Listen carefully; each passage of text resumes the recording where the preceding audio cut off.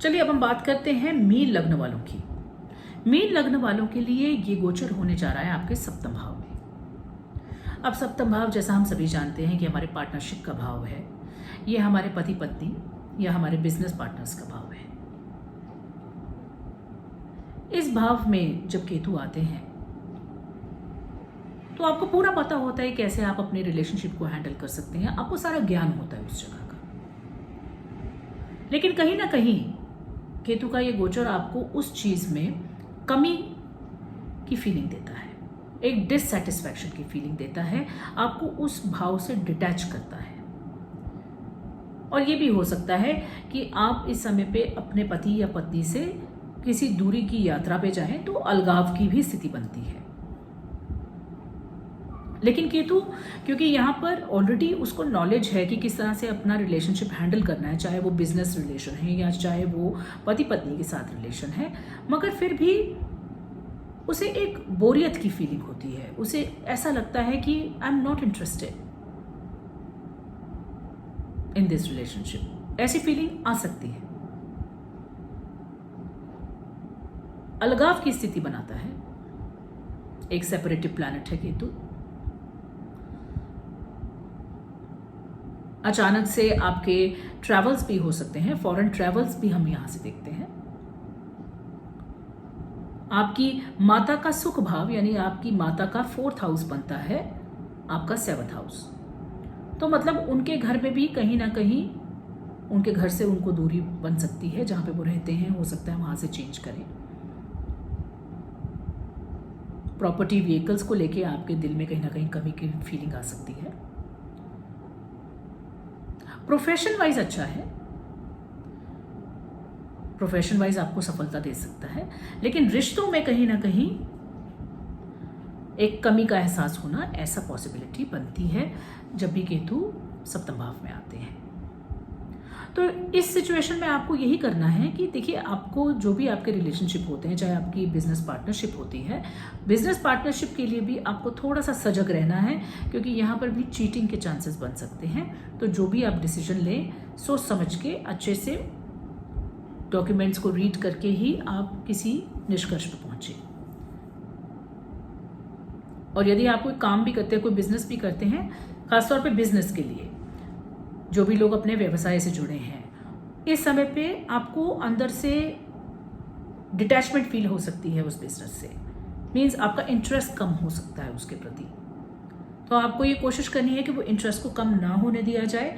और आपको ये पता, अगर ये आपको पता है ऑलरेडी कि केतु यहाँ से ट्रैवल कर रहे हैं, ट्रांजिट कर रहे हैं इस समय, तो ये फीलिंग्स होना लाजमी है, मगर उस फीलिंग्स को आपको ओवरकम करना है। आपको अपने कर्म को कभी नहीं छोड़ना है। और यही चैलेंज देते हैं केतु कि आपका धर्म और आपका कर्म दोनों ही इंपॉर्टेंट है, ये आपको बैलेंस करना है। क्योंकि राहु आपके 1st हाउस में है इस समय, अगर आप देखें तो ये जो ट्रांजिट होगा इसमें राहु आपके लग्न भाव पे आएंगे, तो आप बहुत ज्यादा अपने बारे में सोचने लगेंगे, आप बहुत ज्यादा सेल्फ सेंटर्ड हो सकते हैं इस समय पे। तो आप हो सकता है अपने स्पाउस के प्रति ज्यादा ध्यान ना दें, आप अपने बिजनेस पार्टनरशिप्स पे ज्यादा ध्यान ना दें, आप बस अपने ऊपर ही सारा वक्त निकालना चाहते हैं, आप खुद ही बहुत ज्यादा फेमस होना चाहते हैं, तो कहीं ना कहीं सामने वाला भाव यानी कि जो सप्तम भाव है वो आप इग्नोर करेंगे। तो यही आपको ध्यान रखना है कि आप इग्नोर ना करें। आप अगर अपने ऊपर भी ध्यान दे रहे हैं तो भी मतलब आपको दूसरे का भी सोचना है ना, क्योंकि वो आपसे जुड़ा है, वो आप पे डिपेंडेंट है। यदि आप किसी के साथ एक रिश्ता बनाते हैं, एक वैवाहिक जीवन में आते हैं, तो एक दूसरे की जिम्मेदारी है, चाहे पति की जिम्मेदारी चाहे पत्नी की, आप दोनों की जिम्मेदारी है। ये एक पार्टनरशिप है। शादी एक बहुत ही लाइफ लॉन्ग पार्टनरशिप है, तो इसमें आपको दोनों को ध्यान रखना होता है, सिर्फ एक को नहीं। और दोषी कभी भी एक नहीं होता, दोनों तरफ से दोष आ रहे होते हैं, बस आपको उसको पहचानना है, आपको उसकी तरफ वॉचफुल रहना है। तो थोड़ा सा आपको डिटैच करेगा अपने स्पाउस से,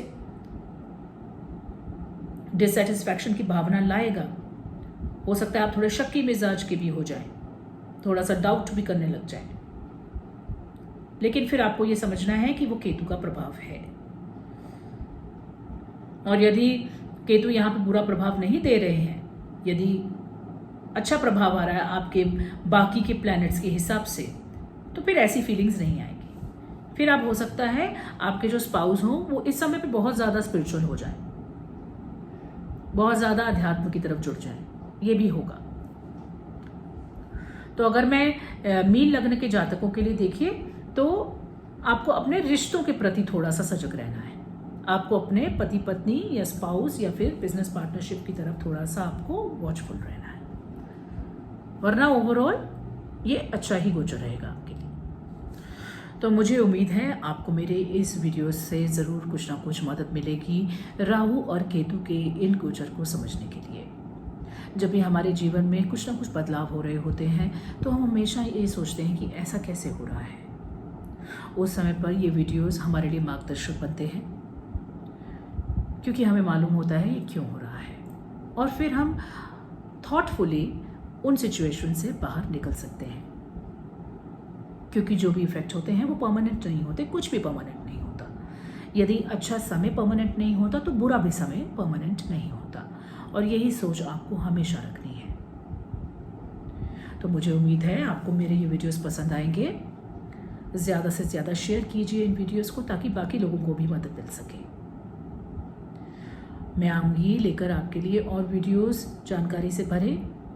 आपका बहुत बहुत धन्यवाद जुड़े रहने के लिए। सर्वसिद्धिरस्तु। ओम नमः शिवाय। नमस्कार।